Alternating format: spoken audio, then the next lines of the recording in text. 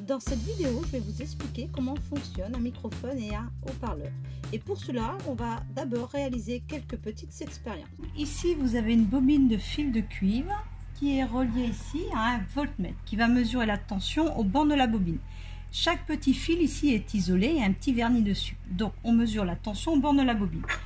On a un aimant ici qu'on va présenter devant la bobine. Tant que la bobine ne bouge pas et que l'aimant ne bouge pas, regardez bien ici, on mesure la tension au bord de la bobine.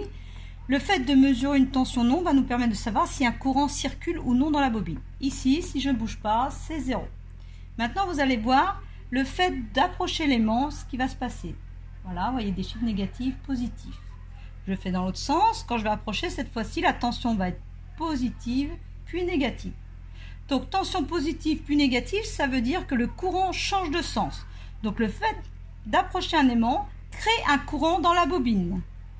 Et le courant s'inverse quand je retire l'aimant. J'approche, courant positif par exemple, et je éloigne, courant négatif. En fait, il a changé de sens tout simplement.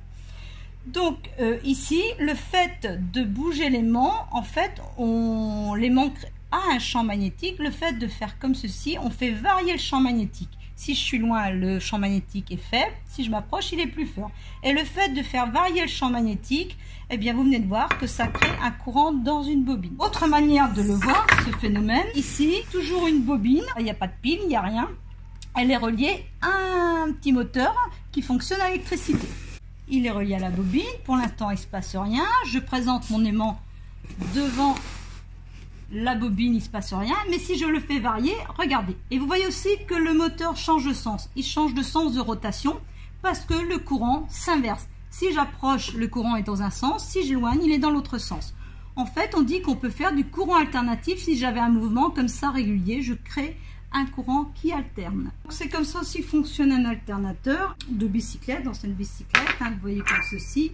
Ici, qu'est-ce que c'est au juste? Eh bien, c'est tout simplement un aimant qui tourne devant une bobine. Et quand on pédale, ça c'est relié, le galet, ça s'appelle le galet, c'est relié à la jambe de la roue. Quand vous pédalez, vous faites tourner la roue entraîne ce galet qui entraîne la rotation de l'aimant. Alors c'est un aimant assez compliqué, il y a 8 pôles, 4 pôles nord, 4 pôles sud. Toujours est-il, on fait varier le champ magnétique devant une bobine de fil de cuivre et il apparaît un courant à ses bornes, vous allez le voir. Ici, j'ai mon alternateur, je vais entraîner la roue ici qui va faire tourner le galet. Et ma lampe est reliée à cet alternateur. Donc regardez bien, quand je fais tourner, je crée de l'électricité. Alors c'est un courant alternatif. Voilà, c'est assez simple. On peut aussi visualiser sur un oscilloscope. Vous allez voir que l'oscilloscope va vous montrer l'évolution de la tension au bord de la bobine en fonction du temps. Voilà, regardez le signal. Donc vous voyez, valeur positive, valeur négative, là c'est le 0. Donc tension positive, tension négative, ça montre bien que le courant change de sens. La forme du signal, elle est liée au fait qu'il y ait 4 pôles nord, 4 pôles sud. Mais vous avez un signal comme ça qui est alternatif. On crée un courant alternatif quand on fait varier le champ magnétique. Donc vous voyez bien le signal avec des valeurs positives et négatives qui se répètent, qui alternent. Et le principe des haut-parleurs ou des microphones, c'est le même principe. Mais là, c'est pas l'aimant qui bouge, c'est la bobine. Vous avez vu que quand on approche un aimant d'une bobine, il apparaît une tension aux bornes de cette bobine. L'inverse est aussi vrai, c'est-à-dire que si on a un aimant fixe, comme ceci, et qu'on bouge une bobine, regardez, la même chose apparaît. Voilà. Donc en fait, c'est comme ça aussi que marche un micro. Sa membrane est reliée à une bobine. La membrane vibre, fait bouger la bobine comme ceci et il apparaît au bord de la bobine un courant. Et ce courant va être récupéré et analysé. Nous allons expliquer avec un schéma le principe du microphone. Vous venez de voir que quand une bobine bougeait devant un aimant fixe, il apparaissait au bord de celle-ci une tension alternative. Et bien c'est comme ça que marche un microphone. Donc vous avez ici la membrane qui, lorsqu'il y aura un son, va bouger. Vous avez ici la bobine de fil de cuivre et vous avez cette bobine qui est fixée sur deux lames qui sont reliées à la membrane. Et donc quand la membrane va bouger, la bobine va bouger. Ici vous avez l'aimant fixe et ici vous avez les deux extrémités de la bobine. C'est là qu'on récupérera le signal électrique. Alors comment ça fonctionne? Eh bien, quand vous avez un son, vous avez une vibration de l'air. Alors, ceci est montré dans d'autres vidéos sur cette chaîne de Laboscience. Cette vibration de l'air va faire bouger la membrane qui va vibrer. Et lorsque la membrane va vibrer, elle va faire vibrer aussi la bobine. Et lorsqu'une bobine de fil de cuivre vibre devant un aimant fixe, il apparaît aux bornes de cette bobine une tension alternative. Nous avons ce genre de tension dans le cas d'un signal sonore pur, mais sinon c'est un signal électrique plus complexe. Et c'est ce signal électrique qui va être analysé et transformé en signal sonore. Il peut être par exemple envoyé sur un haut-parleur, c'est ce que je vais expliquer par la suite. Inversement aussi, vous pouvez aussi faire passer un courant dans une bobine et la bobine va se déplacer.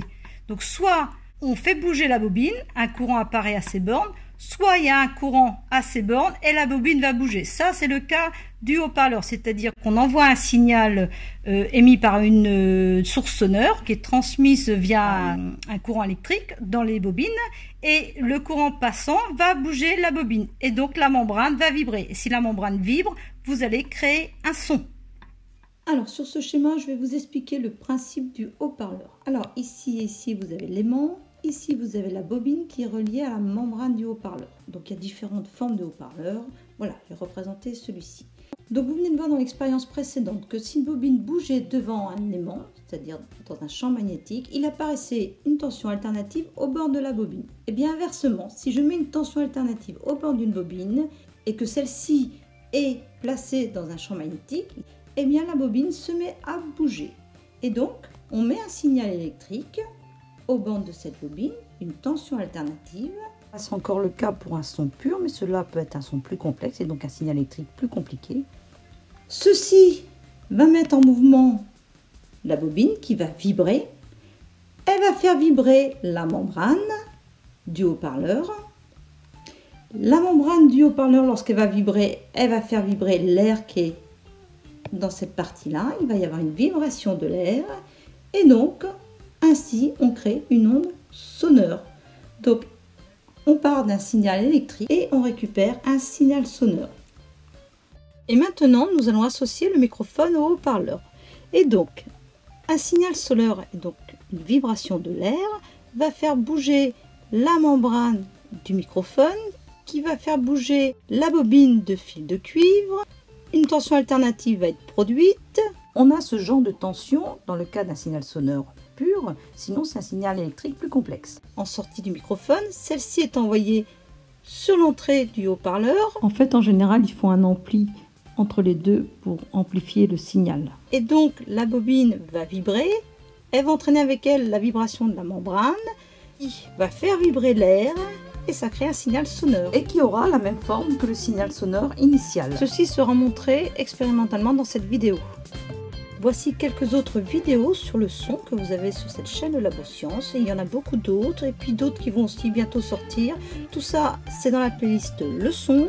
Je vous indique aussi 2 autres playlists sur d'autres thèmes scientifiques. Mais il y en a beaucoup d'autres sur cette chaîne, le Laboscience.